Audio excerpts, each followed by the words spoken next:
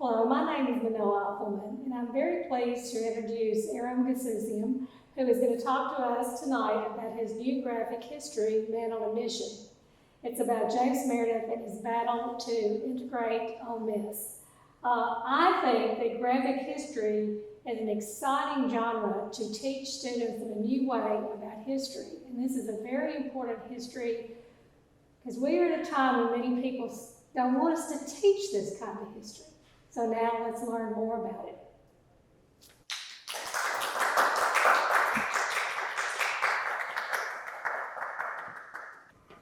Good evening, everyone. Thank you to Manoa Appleman for that lovely introduction. Thank you to Amy Wright and the Austin Peay State University Center for Creative Excellence, to Casey Ruffle, and to everyone who is watching this lecture. Sorry that we can't be here in person. The title of my talk is called Man on a Mission, James Meredith in American History. And let me begin at the auspicious moment. September 30th, 1962. And here, James Meredith arrives in Oxford, Mississippi to register at the University of Mississippi. He's the first African-American student to attend, and is after a prolonged legal change. The city is like a war zone. There are rows of Air Force planes, hundreds of US Marshals. Oxford is bathed in floodlights. He needs a military escort to his dormitory, Baxter Hall, where he remains under constant watch. At the other end of the campus, a mob of 3,000 people have gathered. They're chanting 2, 4, 1, 3, we hate Kennedy, President John F. Kennedy. They're yelling, we want Meredith. They're saying, get a rope, as a solution. There are US Marshals who are in the Lyceum building, which is the administrative building at the center of campus. And it's under siege by this mob. They're screaming insults, they're brandishing shotguns, they're tossing bottles and bricks, making Molotov cocktails, and hoisting a Confederate flag atop the pole in the Lyceum Circle. There are students, there are locals, and there are white supremacists from far-ranging areas, well beyond Mississippi, all gathered in this.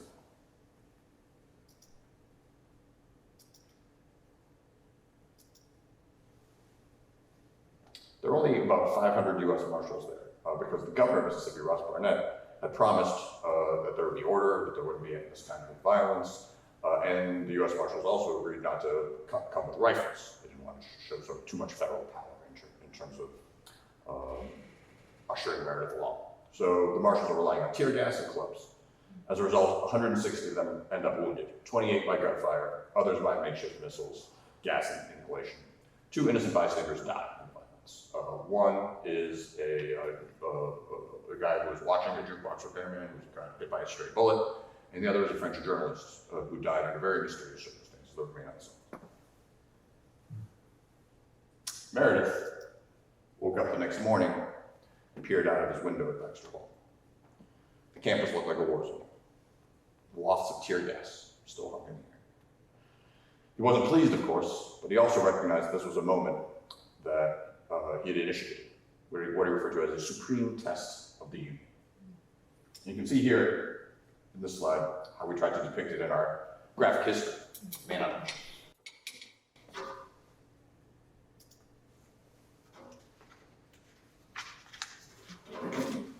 There are many books about the so-called Ole Miss crisis, and also about James Meredith, but ours is the first that's in this graphic format. Which was a challenge for me as one of the members of the team who helped to bring it together. I'm an historian. I'm used to using words. I had to figure out how to what extent you can tell a story about history visually. So I did tons of research into photographs. In particular, Ole Miss has a massive online collection related to James Meredith's integration.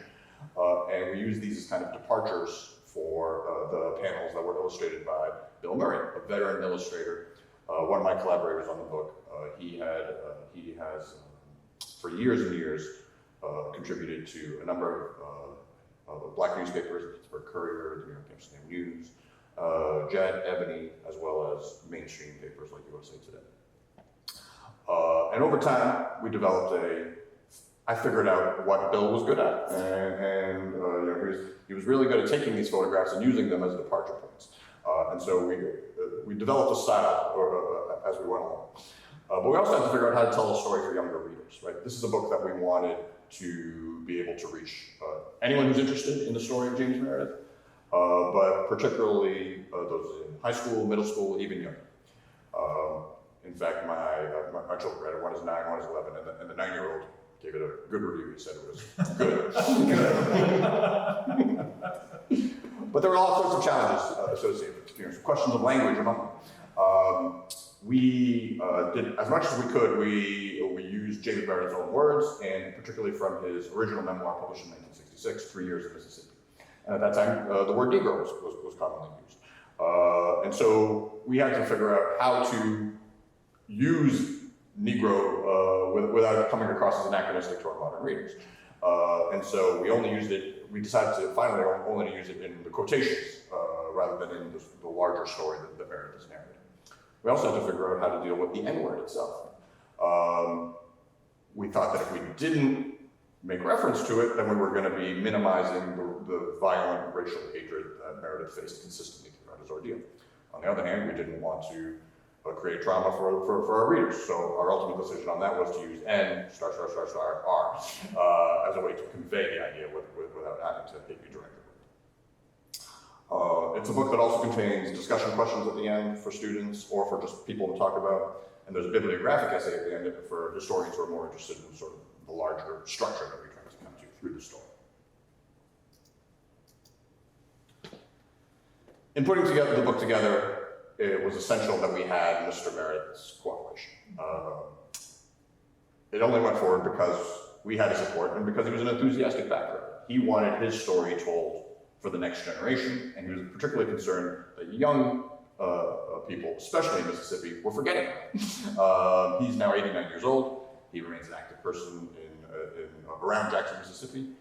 And I've got to know James Meredith over the last, I think, 15 years. I think 2008 was when I first interviewed him. I was writing a book about a civil rights march called the Meredith March Against Fear, which began with James Meredith in 1966 and ended up becoming a mass civil rights extravaganza. And he was the first person to interview for the book, and he liked the book, and there were many features within it that centered on him. So from that, we developed a relationship. When 3 Years in Mississippi, his autobiography, was reissued by the University Press of Mississippi, I wrote the introduction for it, and so again, he was pleased with that. So we had begun to develop this relationship. And at the time, there was an editor at the University Press of Mississippi, a man named Bizot Shaw.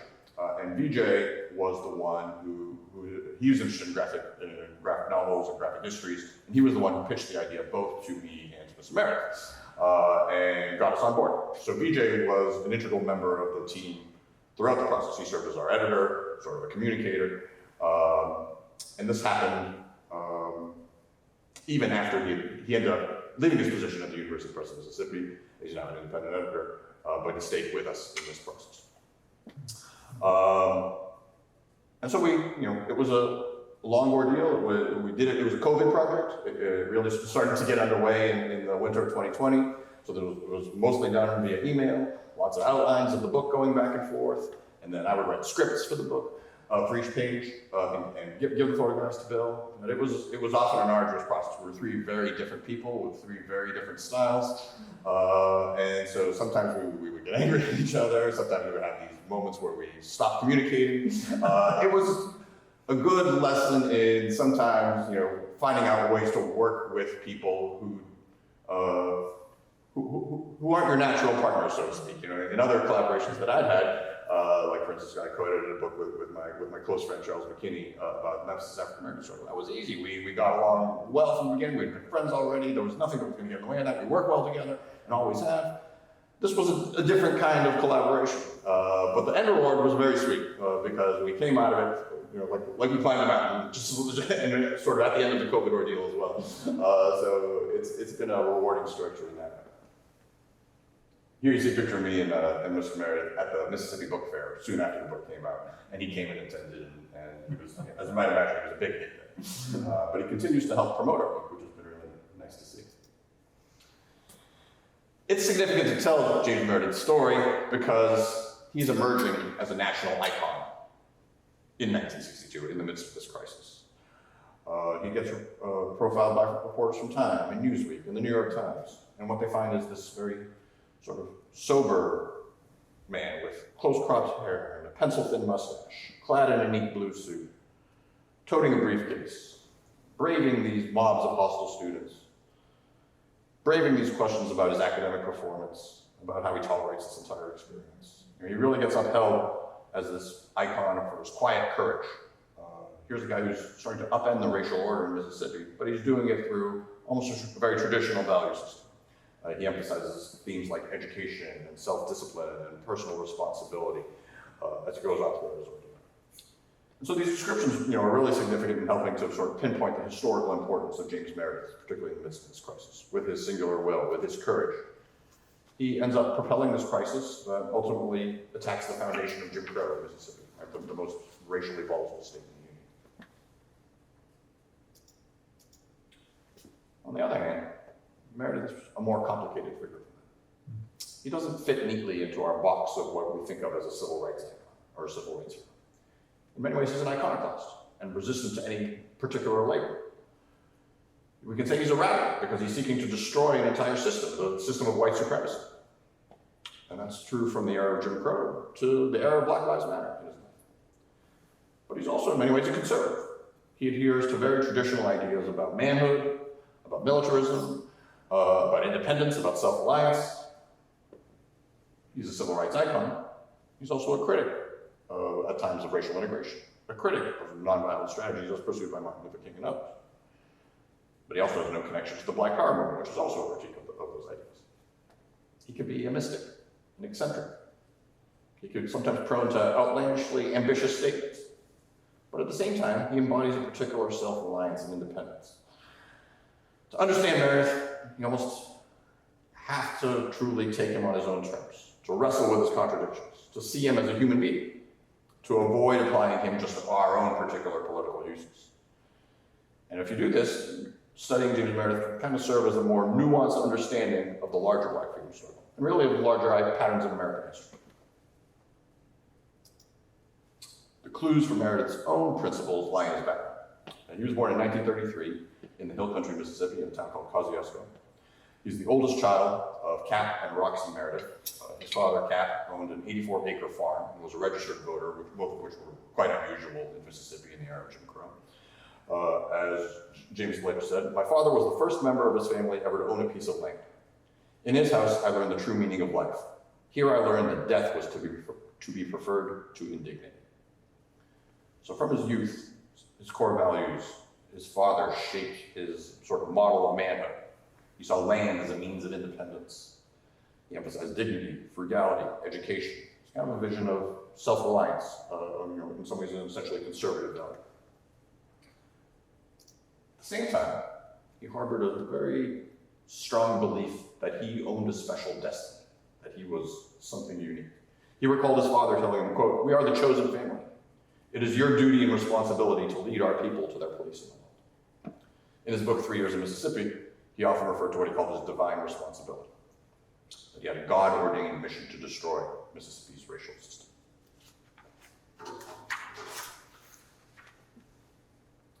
Meredith spent most of the 1950s in the Air Force, stationed in bases around the country, where he consistently earned good evaluations. He got promoted to sergeant. Military life in many ways reinforced the values that he already held in terms of discipline and order and strength. But also, through that military experience, he saw racial hypocrisies. One story that he tells is of a soldier who told him that he liked him, but he couldn't abide by the orders of a black man. And he didn't use the term black man, he used a racial slur. Also in the 1950s, he married his wife, June. He took college courses, he saved money. And in 1957, the Air Force stationed him at Tachigawa Air Force Base outside of Tokyo in Japan, which on one hand was quite a liberating experience for him because it was an escape from the racial prejudices of the United States. But on the other hand, it was a frustrating experience for him because the Civil Rights Revolution was brewing back home, and Meredith believed he had his destiny to be part of this movement to destroy white supremacy. The 1954 Brown v. Board of Education decision, the Montgomery bus boycott of 1955 and 56, the Little Rock crisis of 1957. And so he could sometimes, Meredith had a tendency to sometimes boil with nervous tension, and then would explode with almost an emotional exhaustion. This was a trait in his personality. The order would all of a sudden.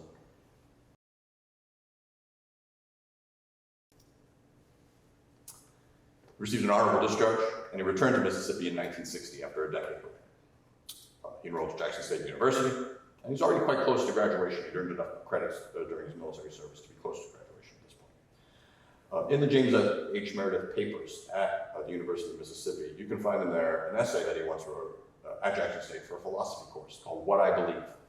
And in it, he wrote, "I believe that the Negro, as a group, can, through the proper use of his energy, move from a position of inferiority to a position of superiority." So you have these ambitions for where to go. But he was also quite skeptical of the civil rights movement as it was being practiced. In 1961, the Freedom Riders came into Mississippi, integrating interstate travel, and he watched them endure mass arrests when they arrived at the bus station in Jackson, Mississippi. And he considered their protests somewhat futile in the face of these powerful white institutions. This wasn't the right path to follow. It's not that he didn't advocate for resistance, he very much did. But he advocated for resistance upon his particular terms, upon his individual way. In his mind, the movement would depend upon men who are reliant, self-reliant, brave, and proud. And again, he sees a special role for himself here as a leader in this. Think of his ideas of his divine destiny. In a lot of ways, he foreshadowed the language of modern activists by talking about the system of white supremacy. And he defined white supremacy in 3 years in Mississippi through a variety of means that would seem familiar to us. The arbitrary power of the police, looming threats of racial violence, limits on African American advancement, and how the society itself conditioned black subservience and white privilege. To dismantle this system, Meredith conceived of what he referred to as his master plan. And the first step in that plan was attending the University of Mississippi. That began with a legal challenge. Meredith initiated the application to the University of Mississippi on his own, started developing a paper trail, and only then did he go to the NAACP and say what he was doing. And he was able to get legal help from the NAACP, in particular through the attorney Constance Baker Mullen. But again, it was only after initiating the challenge himself. There are high stakes, high dangers to what Jim Meredith was doing. He saw education as a vehicle of African American advancement. Activists recognize that, but also segregationists recognize that. In Mississippi in 1958, a man named Clennon King applied to Ole Miss for a graduate degree in history. He was arrested at first, and then he was sentenced into a psychiatric institution by white authorities. The next year, a man named Clyde Kennard tried to enroll at Mississippi Southern University. He was arrested and then framed for stealing chicken feed, and ended up spending most of the rest of his life in Parchman prison, particularly brutal prisons.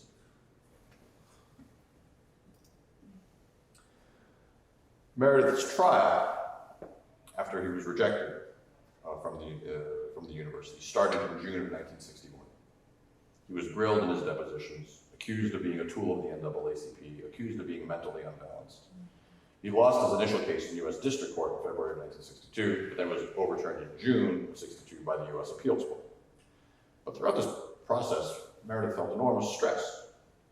At one point, he was arrested on a trumped-up charge of registering to vote in one county while living in the other.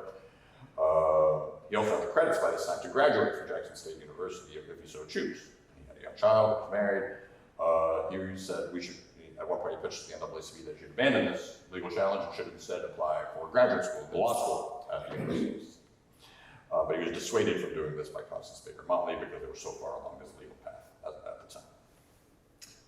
And so ultimately he gets the court's backing, but in September of 1962, he still needed 3 separate attempts to actually register at the University of Mississippi.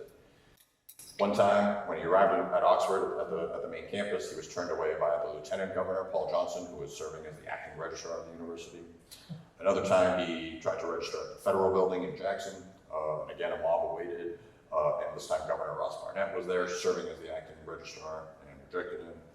Another time, he was on his way to Oxford, accompanied by U.S. Marshals and the Attorney General of the United States, Robert F. Kennedy, urged them to turn around because he'd been receiving reports from a gathering mob that it was too dangerous.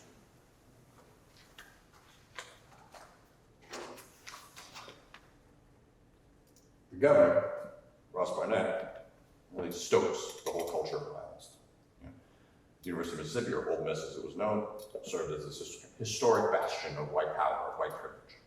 In the minds of segregationists, Meredith needing federal troops to protect him was not a symbol of freedom, but rather a symbol of federal tyranny, right? Echoing the language that dates back to the Civil War and Reconstruction. Barnett had promised order, as I mentioned before, to John F. Kennedy and to his Attorney General, his brother Robert F. Kennedy. But when he's in Mississippi, he continually vows never, the slogan of the segregationists. And he declares the oppressive power of the federal government. Here you can see the way that we tried to depict in the graphic novel about the back and forth between Barnett and Bobby Kennedy. This is one of my favorite panels from the book. And it is based on the actual transcript of the two men arguing with each other over the phone. On the day of the violence, when Meredith didn't, in fact, enroll, Barnett withdrew the Mississippi Highway Patrol, the state police, from the scene, which basically left the mob to their own devices. Finally, as that violence continued on September 30th, 1962, throughout that evening, John F. Kennedy had to order 5,000 Army troops to restore order, but they couldn't arrive from Memphis until 2 that morning. Meanwhile, Kennedy went on television and broadcast a call for peace. And the Ole Miss crisis, in many ways, was a key moment in the Kennedy administration's stance on civil rights. Kennedy had been slow to act on civil rights up to this point, but what this crisis was crystallizing for him was not just the ideas of black citizenship and the role of black activists, but here he saw overt resistance to federal authority from white segregationists in ways that really came home for him. So Meredith finally did, of course, arrive that evening of September 30th, and the result was the violence that we began today's talk. So he endured the trial of the riot on his first night, but then he endured a year that was an exceptional ordeal. An enormous trial, so to speak, of personal discipline. Every morning as he left Baxter Hall, he was greeted by racial slurs. As he wrote in 3 Years in Mississippi, I had been at the university 10 months before I ever descended the 15 or 20 steps without someone calling me the N-word. He didn't use the N-word. He was hung in effigy. He received death threats. Once a dead raccoon was plopped onto his car. When U.S. troops, after gathering some intelligence, inspected 2 dormitories around where Meredith lived, they found rifles, hand grenades, machetes. He also endured isolation. He was the only black student at the university. When he studied in his room, students would shoot firecrackers, would slam down their books from the floor above. He needed the constant protection of U.S. Marshals. As he said, I was alone, but never by myself.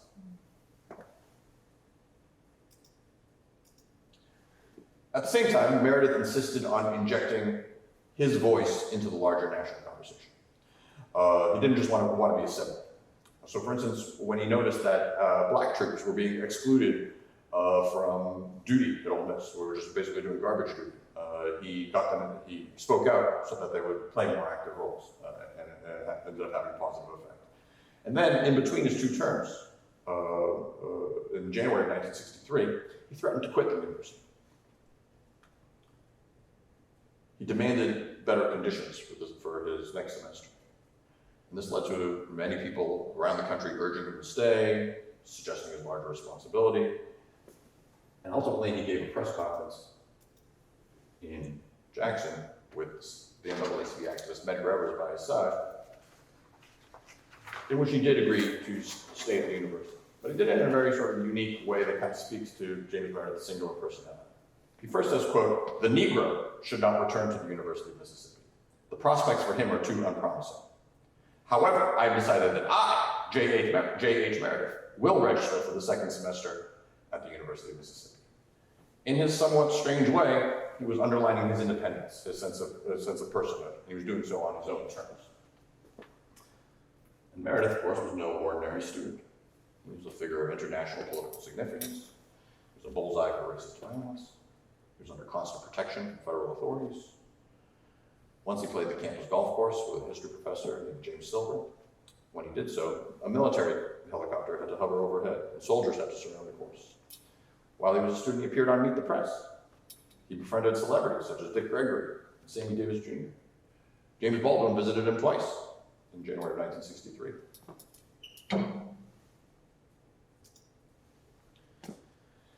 By the time Meredith graduated in August 1963, after the summer session, he was a critical figure in American history. Yet, he had to leave Mississippi immediately for his own protection. In his version of this story, the 3 years of Mississippi were the first stage in a divinely ordained plan to destroy white supremacy, while also seeking to rise as a special leader. But in the aftermath of Ole Miss, Meredith kind of struggled to find his life's work. He was too much of an individualist to work within any organization, perhaps too quirky and inconsistent to forge something on his own. He moved to Washington, D.C. in 1963. He opened something called the James Meredith Educational Fund, but he abandoned that after about a year. He accepted a 3-year fellowship at the University of Ibadan in Nigeria, but left that fellowship after 1 year, complaining about poor communication and organization there. He moved to New York City, and he attended Columbia Law School. And he envisioned a political career to grow out of this, or rather than serving as a lawyer. But he felt very alienated from the civil rights movement as it was emerging. He gave speeches that criticized nonviolent demonstrations, and he really believed on the sort of military idea that Americans respected force. This was the nonviolence, he wrote, is making cowards of our men. And yet his public profile dwindled. He was out of step with the liberal mainstream of the civil rights movement in the mid-1960s. He wrote a letter that the New York Times didn't even print. He couldn't get booked on the Today Show. The Saturday Evening Post rejected an article from him. The headline in the New York Amsterdam News, a black newspaper, said, "Whatever happened to James Meredith?"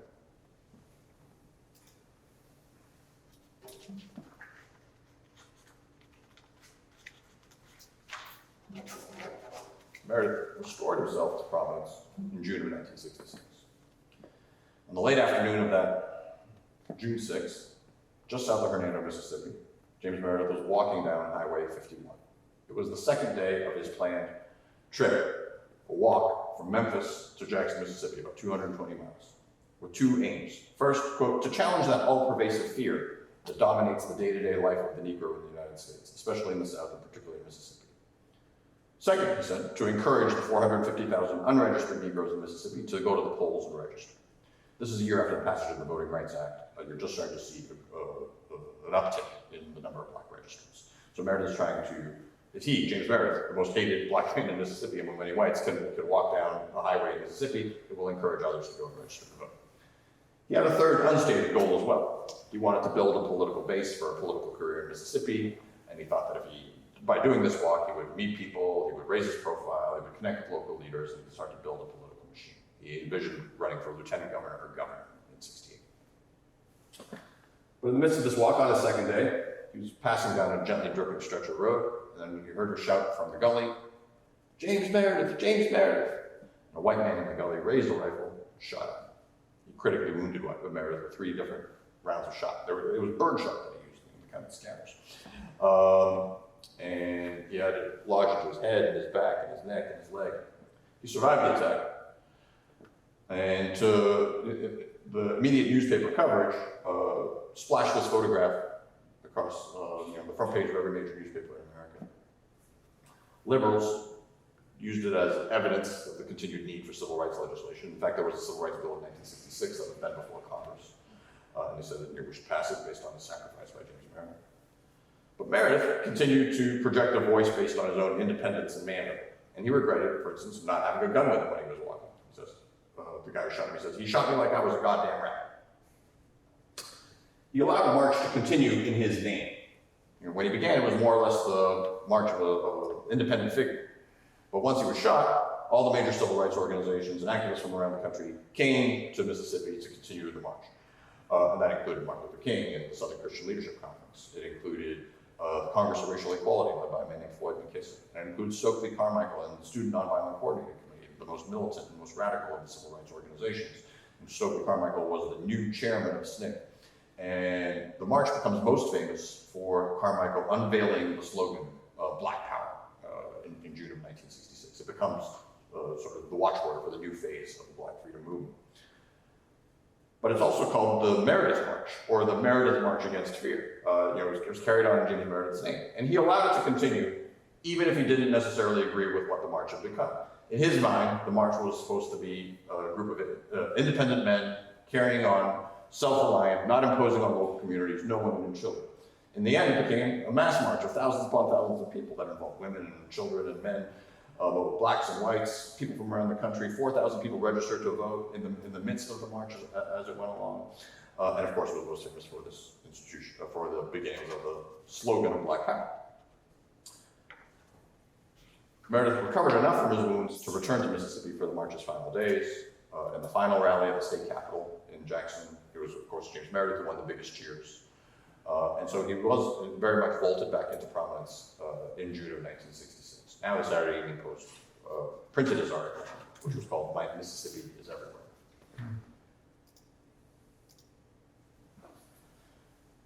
But if the march restored Meredith to prominence, he once again squandered. First, he had political wrongs.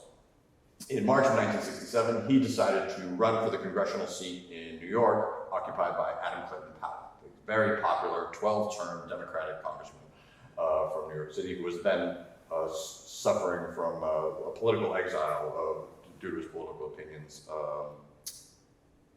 but was exceptionally popular among black voters in New York.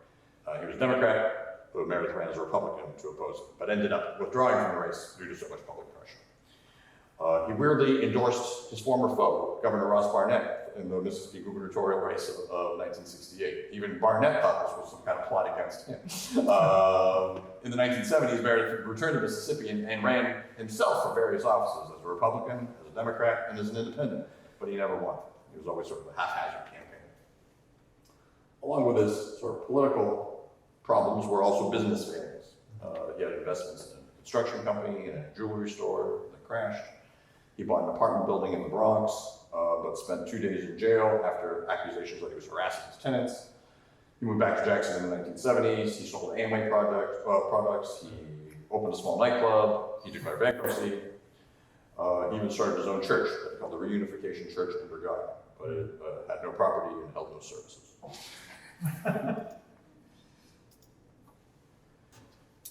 Third, especially by the 1980s, Meredith became more known for quirky and even unstable behavior. He was arrested at a dispute at Pizza Hut. He was hired to teach a course at the University of Cincinnati, a 3-term course, but he had to leave the course midway through his first term because he alienated the students and someone else had to teach for him. And then most dramatically, in the late 80s and early 1990s, he allied himself with politicians on the far right. He worked for a while for Senator Jesse Helms, the very conservative senator from North Carolina. And then he even endorsed David Duke, the former Grand Wizard of the Ku Klux Klan, who was running for governor in Louisiana. For anyone who's still paying attention at this point, Meredith seems to be either in a farce or a tragedy of his own creation.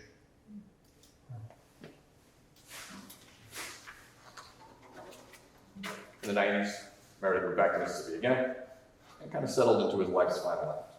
In the last 3 decades, James Meredith has become a very familiar figure around Jackson, Mississippi, and going about his relatively ordinary existence while also being this living, breathing chunk of American history. And for the most part, because of his iconoclasm, historians have avoided dealing with his kind of slippery meaning. With some exceptions, most of the books on the Ole Miss crisis tend to just portray him the way the media portrayed him at the time. It's up right here. Yet he's clearly also very much a figure of historical importance. As I mentioned, for instance, the James H. Meredith collection at Ole Miss is a huge treasure trove of documents, including correspondence and records and writings and photographs about Meredith and his life and his career. Just outside that library is a monument, a civil rights monument, with a statue of Meredith himself. But it doesn't really convey Meredith's meaning in any significant way. In fact, the statue was only added after protests from some black students that there wasn't some remembrance of Meredith on campus. But the monument itself just has some kind of vague platitudes on it. It says courage, perseverance, opportunity, knowledge. And it includes a quote from 3 Years in Mississippi, but it cherry picks from it, so that it just looks like a very sort of a guy who loves Mississippi. Even though that in that very quote, he talks about his rage at white supremacy and his sadness about the condition of black people in Mississippi. The monument itself was dedicated in 2006. There were tributes from Representative John Lewis, the actor Morgan Freeman, the former governor William Winter.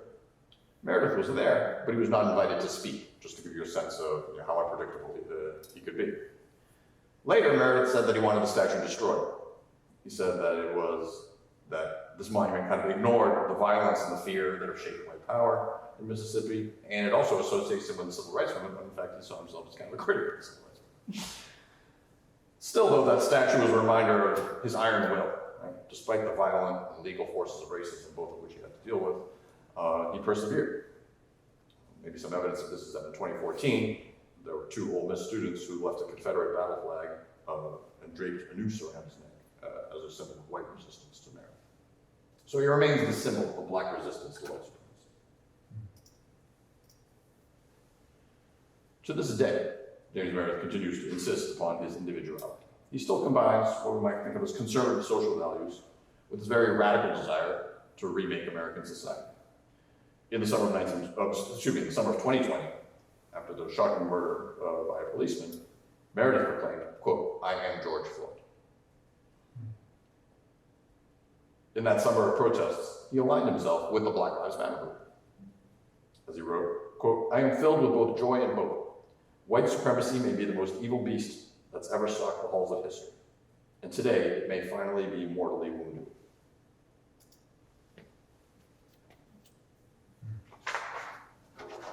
James Meredith might not be what you or I want him to be.